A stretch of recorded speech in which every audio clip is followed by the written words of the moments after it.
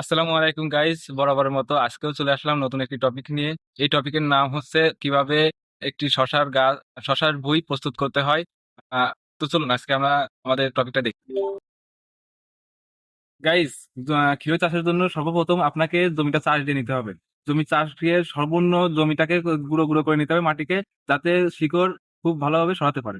তো একটু পাচ্ছি খুব সুন্দরভাবে দেখছেন। এখানে আগে আমার ফুলকপি গাছ ছিল। ফুলকপি গাছ যেহেতু আপনার নরম মাটিতে লাগাতে হয় বা ঝুরঝুরে মাটিতে, যেহেতু আমার মাটি ঝুরঝুরে ছিল, এখন সামান্য একটু কোপ দিলেই আমার ক্ষীরের জন্য জমিটা প্রস্তুত হয়ে যাচ্ছে বা চাষ হয়ে যাচ্ছে। যেহেতু আমি আর ট্রাক্টর ডাকি নাই, তো গাইজ আপনারা দেখতে পাচ্ছেন আমাদের এই যে ক্ষীরের চারা প্রস্তুত হয়ে গেছে। এগুলো হচ্ছে শীতকালীন ক্ষীরই। এগুলো আমি 3 সপ্তাহ আগে লাগিয়েছিলাম, সবকটা বীজ উঠে গেছে। এখানে চারা লাগানোর সময় গোবর সার গোবর সার এবং ফসফেট দিয়ে আমি জমি প্রস্তুত করে রাখছিলাম। তারপরে আমি বীজ ছিটিয়ে দিয়েছি। 2 সপ্তাহ পরে আমার চারা জ্বালিয়ে গেছে, এখন এই 3 সপ্তাহ বয়স। এর মধ্যে আমি আমার জমি প্রস্তুত করতেছি। জমি যে কুপাইছি যদি আবার আপনাদেরকে এক্সপ্লেইন করি, প্রথমে তো আপনারা চারা উৎপাদন করে নেবেন, সঠিক সুস্থ চারা উৎপাদন করে নেবেন। দ্বিতীয়ত আপনারা আপনাদের জমিগুলো ভালোভাবে চাষ দিয়ে নেবেন। সর্বনিম্ন 2টা চাষ দিবেন, একটি রুটার দিয়ে আর একটা হচ্ছে টানা ফাল দিয়ে। তাদের সাথে 1 বস্তা প্রতি বিঘায় 1 বস্তা জৈব সার দিবেন।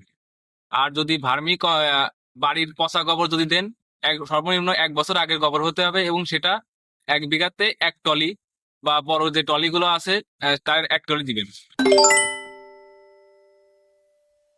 আর জৈব সার প্রয়োগ করার মূল কারণ হচ্ছে, জৈব সারটা হচ্ছে আপনার রাসায়নিক সারের মতো অতটা ক্ষতিকর না। এটা আপনার যত বেশি দিবেন জমির জন্য ভালো হবে, এটা পরবর্তী ফসলের জন্য ভালো হবে। এটা গাছের জন্য যেমন ফল তারপরে ফুল বেশি আসবে, ঠিক তেমনি গাছের চেহারাটা ভালো থাকবে। চতুর্থ স্টেপে আপনারা একটা কাজ করবেন, সেটা হচ্ছে জমিতে বেড দিয়ে নেবেন। সঠিকভাবে বেড দিলে প্রতিটা গাছ যেমন রোদ পাবে, তেমনি গাছের বৃদ্ধিতে সহায়তা করবে। তো আপনারা করবেন আড়ে 1.5 ফিট, এবং নালা রাখবেন মাঝখানে 1.5 ফিট।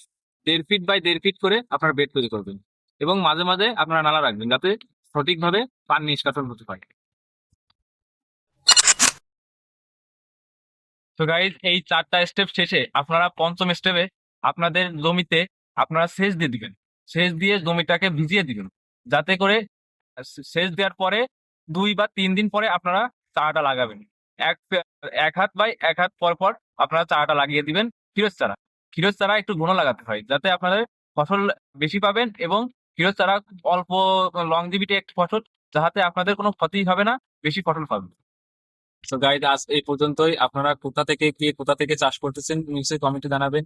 কে কোন জাতের শসা চাষ করতেছেন বা কিভাবে চাষ করতেছেন সেটা জানাবেন, এবং আমাদের সাথেই থাকবেন, পাশেই থাকবেন, এবং আপনাদের সুস্বাস্থ্য কামনা করে আমি এখানে আমার ভিডিওটা শেষ করে দিই। পরবর্তীতে ফসলের পরিচর্যা বিষয়ে, কিরায় পরিচর্যা বিষয়ে ভিডিও আসবে।